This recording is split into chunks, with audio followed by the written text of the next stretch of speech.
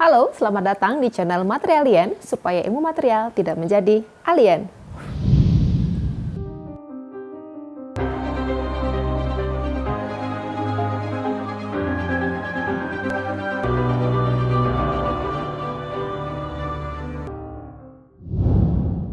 Hari ini kita akan bercerita mengenai salah satu material yang cukup menghebohkan dunia ketika awal peluncuran produknya. Nah, material ini juga membuat revolusi di dalam dunia tekstil. Material itu bernama nilon. Pasti sudah sering ya mendengar kata-kata nilon. Tetapi sebenarnya seberapa banyak sih kita menggunakan nilon? Nah, akan kita lihat dalam cuplikan berikut. Selamat menikmati.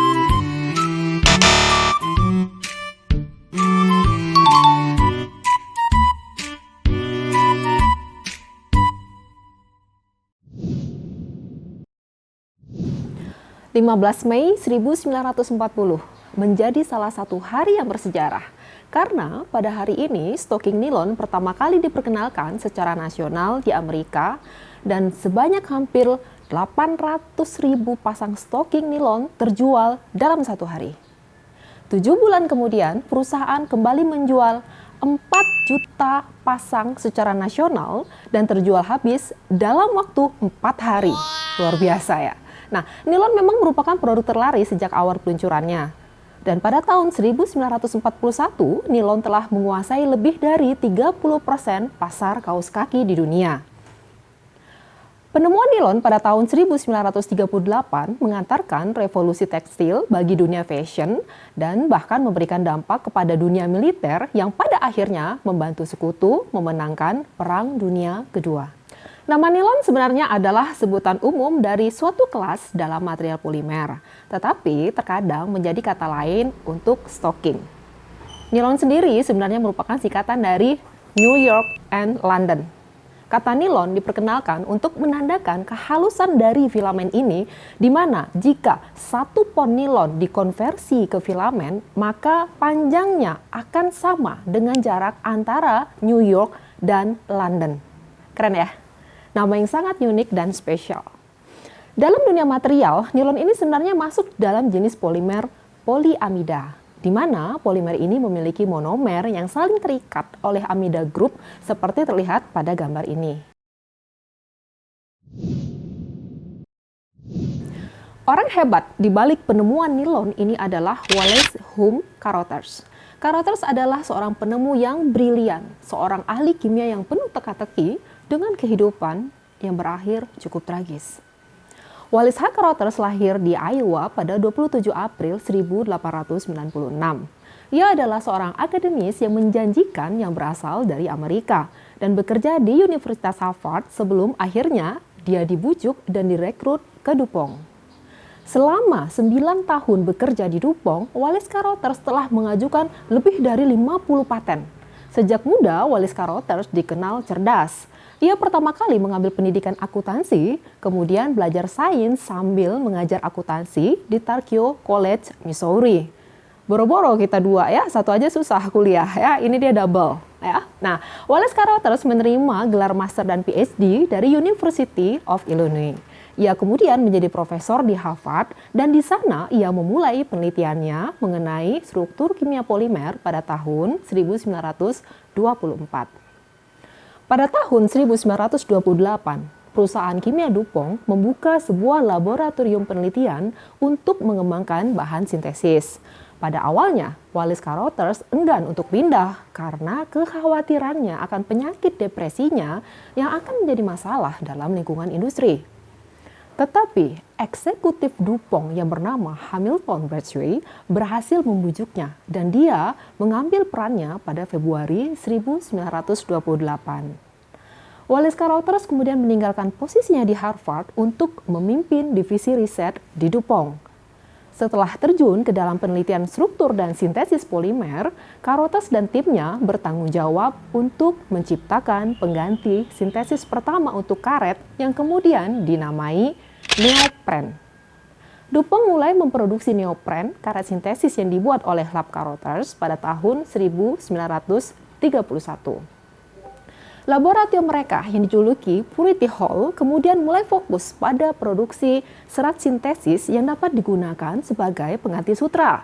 Tim peneliti kemudian beralih ke serat sintesis yang bisa menggantikan sutra ini karena sumbernya yang sulit didapatkan. Ketika itu Amerika mendapatkan sutra dari Jepang dan pada saat itu hubungan perdagangan antara kedua negara ini sangat buruk sehingga mereka berupaya untuk membuat serat sintesis yang bisa menggantikan sutra.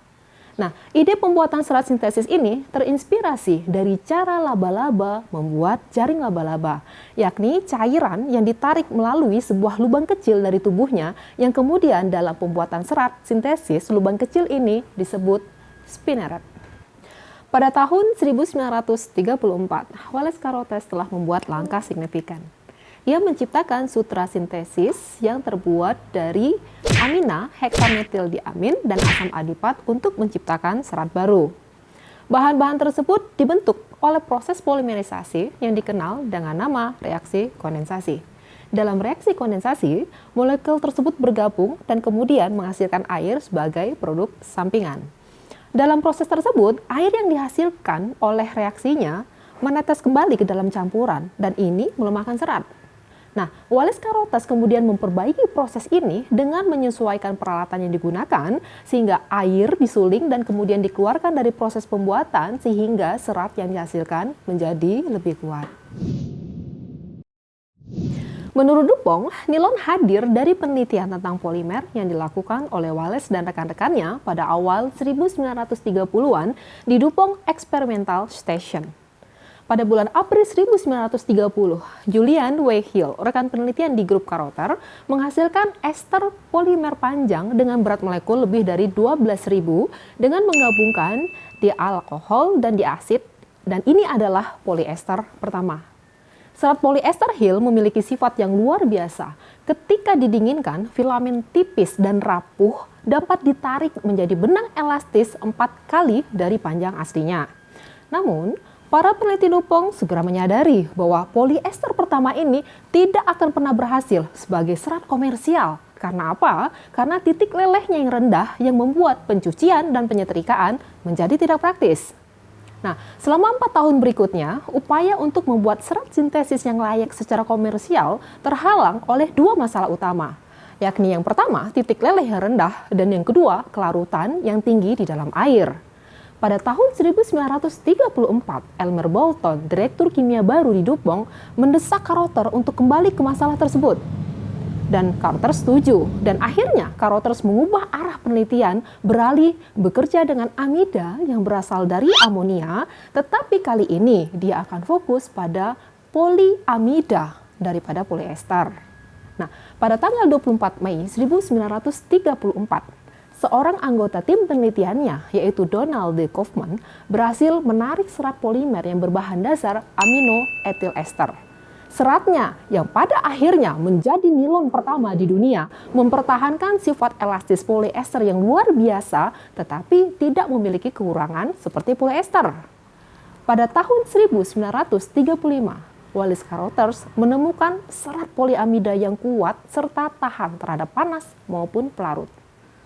Ia mengevaluasi lebih dari 100 poliamida yang berbeda sebelum akhirnya memilih salah satunya, yakni nilon. Luar biasa. Poliamida yang ditemukan Wallace Carruthers dihasilkan dari asam adipat dan heksametilen diamina. Bahan tersebut akhirnya dipilih untuk dikembangkan dan dikenal dengan nilon 66. Karena masing-masing molekul penyusunnya terdapat 6 atom karbon. Meskipun proses pembuatannya rumit, DuPont sangat tertarik dengan kekuatan dan elastisitas material baru ini dan memerintahkan laboratorium untuk terus melanjutkan penelitian mereka. Nah, nilon dipatenkan oleh perusahaan DuPont pada tanggal 16 Februari 1937, 2 tahun setelah ditemukan oleh Wallace Carruthers.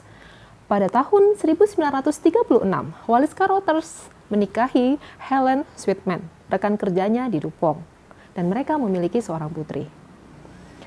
Namun sangat tragis, Wallace Carruthers bunuh diri sebelum kelahiran anak pertamanya. Sebelumnya, Wallace Carruthers diduga mengalami depresi berat. Depresi tersebut bertambah ketika adiknya meninggal dunia pada tahun 1937. Nah, dalam beberapa catatan lain yang saya temukan, tertulis bahwa Wallace Carruthers itu sebenarnya mengidap bipolar. Rekan peneliti di DuPont, Julian Hill, pernah melihat Wallace membawa racun cyanida. Pada tanggal 29 April 1937, 2 hari setelah hari ulang tahunnya, Wallace Carruthers mengakhiri hidupnya dengan menenggak racun mematikan itu dengan mencampurkannya dengan lemon juice di sebuah kamar hotel Philadelphia. Setelah wafatnya Wallace Carruthers, DuPont terus menyempurnakan proses pembuatan nilon ini hingga pada akhirnya diperkenalkan pada dunia, yaitu stocking wanita yang terbuat dari nilon di New York World's Fair pada tahun 1939 dan dipasarkan pada 15 Mei 1940. Sangat menyedihkan dan justru yang menjadi sesuatu yang tragis itu adalah bahwa Wallace Carruthers itu tidak sempat melihat dan merasakan betapa sukses dan luar biasanya nilon yang ia temukan dengan kerja kerasnya.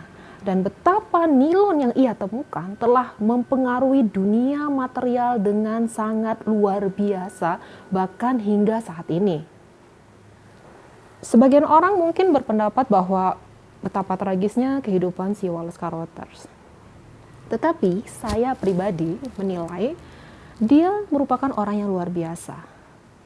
Bayangkan, dalam sakit bipolarnya saja, dia tetap bisa berkarya dan menorehkan catatan sejarah dalam salah satu penemuan material yang sangat penting dan mengubah dunia. Luar biasa. Oke, apa sih sebenarnya kehebatan nilon? Nah, keunikan nilon digambarkan sebagai material sekuat baja, sehalus jaring laba-laba. Nah, sebagai serat sintesis komersial pertama yang sukses, nilon mengklaim hal baru yang tidak dapat ditandingi oleh produk lain. Nilon mengantarkan revolusi dalam dunia mode karena kenyamanannya, kekuatannya, elastisitas, ringan, dan ketahanannya terhadap jamur. Hal-hal tersebut juga yang membuat nilon bukan saja membuat revolusi dalam dunia fashion, tetapi juga membantu sekutu memenangkan Perang Dunia. Kok bisa ya? Karena pada saat Perang Dunia terjadi, produksi stocking dari nilon itu dihentikan, tetapi dialihkan menjadi peralatan perang demi memenangkan Perang Dunia. Nah, semua nilon yang diproduksi digunakan untuk membuat peralatan militer seperti parasut yang dulunya terbuat dari sutra. tangki bahan bakar pesawat, jaket anti peluru, penguat pada ban, hingga tempat tidur gantung semua terbuat dari nilon. Nilon merupakan termoplastik polimer yang kuat, tangguh, tahan lama. Lebih tahan terhadap sinar matahari dan cuaca bila dibandingkan dengan kain organik. Karena menggunakan bahan sintetik, nilon lebih tahan terhadap jamur dan serangga. Nilon juga tahan air dan cepat kering. Ketika digunakan pada Perang Dunia Kedua, tentara Amerika menggunakan perlengkapan yang lebih baik dibandingkan dengan lawannya dengan menggunakan bahan yang terbuat dari nilon. Penasaran nggak sih gimana sebenarnya cara membuat nilon? Ya, nah, seperti yang sudah saya sampaikan sebelumnya, bahwa nilon disintesis dengan cara polimerisasi kondensasi yang menggabungkan dua monomer sebagai unit penyusunnya dan menghasilkan air sebagai produk samping. Berikut pasukan materialien akan memperagakan cara membuat nilon 610 dan menjelaskan apa yang terjadi selama proses sintesis tersebut. Selamat bersenang-senang.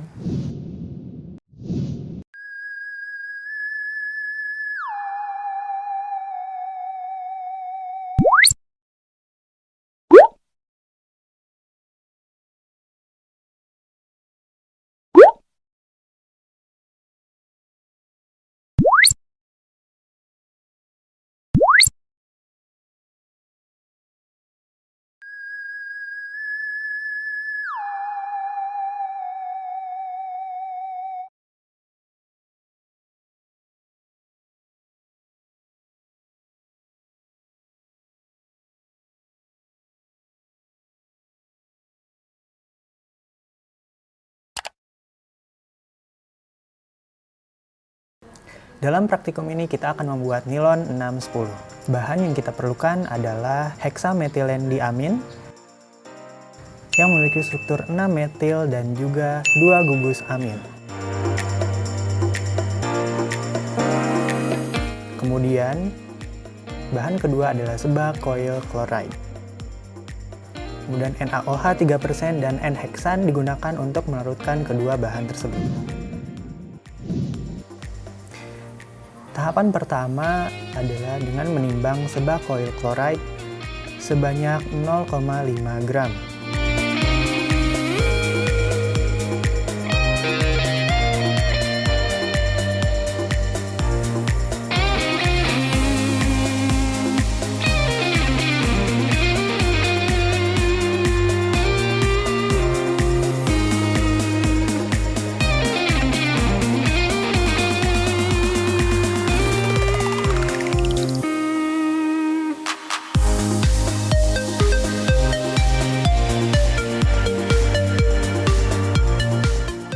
Kemudian, siapkan heksametylenediamin sebanyak 2,5 ml.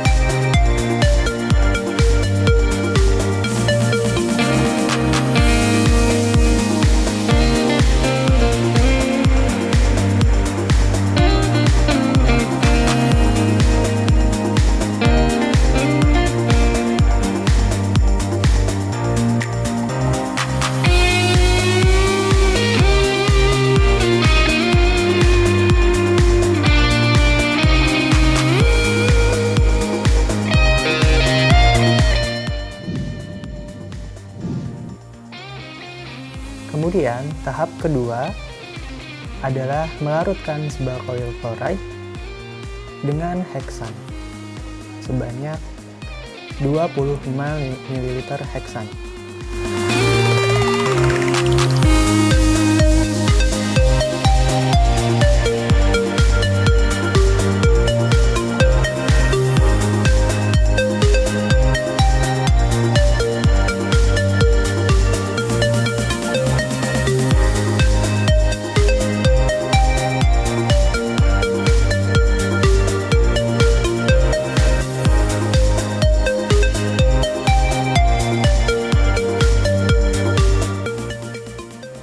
Kemudian, heksametylenediamin dilarutkan ke dalam 25 ml NaOH 3%.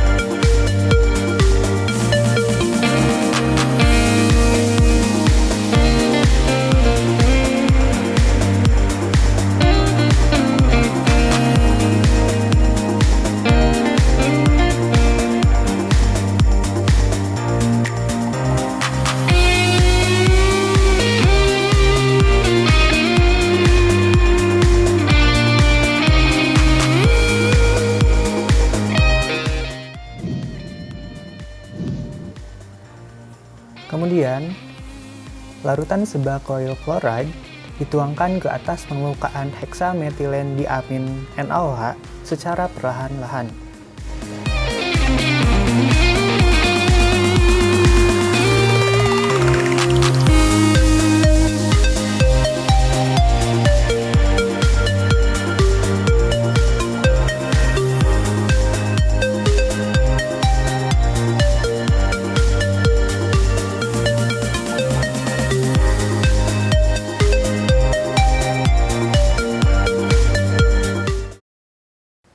Kemudian kita diamkan sekitar 1 menit. Larutan pada wadah tersebut terbentuk 3 lapisan, di mana lapisan paling bawah merupakan heksametilendiamin dan NaOH. Kemudian terdapat lapisan sebagai pembatas, yaitu nilon 610, dan paling atas adalah sebakoil chloride heksan. Reaksi polimerisasi yang terjadi adalah sebagai berikut.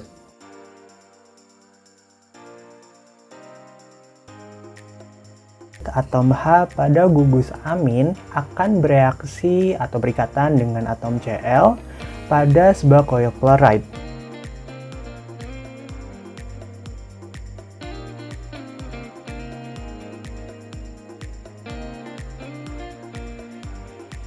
Kemudian, atom N pada heksametilendiamin akan berikatan dengan atom C pada sebakoil chloride dan terbentuklah nilon 610 yang menghasilkan produk samping berupa HCl.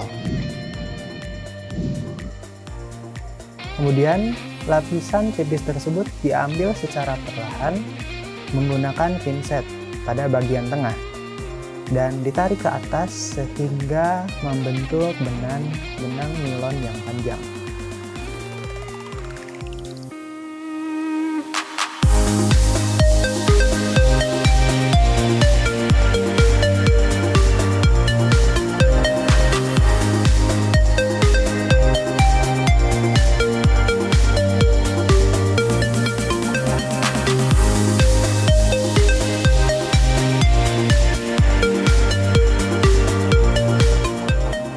Benang nilon yang terbentuk digulung dengan batang pengaduk sambil diukur panjangnya.